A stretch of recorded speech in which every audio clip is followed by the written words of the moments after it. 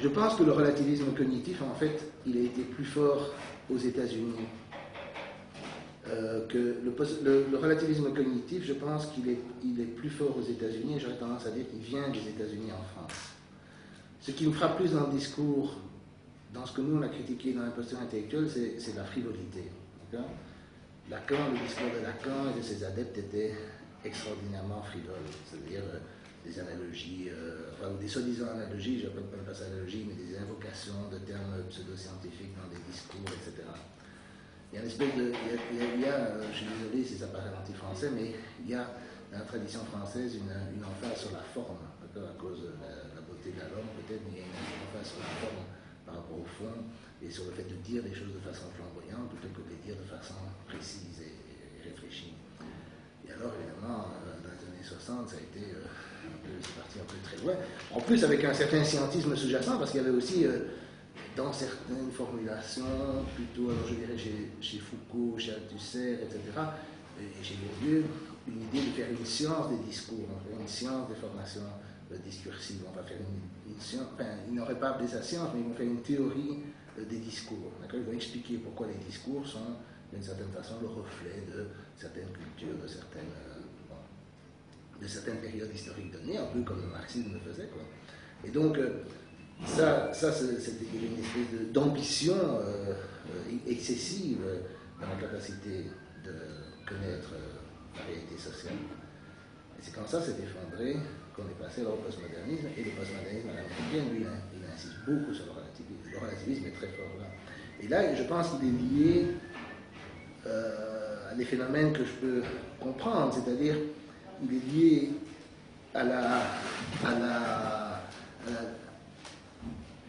au mouvement émancipatoire réel aux États-Unis, les luttes des Noirs, féministes, etc., qui ont évidemment débouché, alors, une fois que ces luttes sont arrivées à un certain degré de succès, on va dire, en termes pratiques, dans l'ordre du discours, ont débouché sur le relativisme. C'est-à-dire, on ne peut pas imposer notre vue du monde, parce que les Noirs ont une vue du monde, les Indiens américains ont une vue du monde, les femmes éventuellement ont une vue du monde, etc., etc.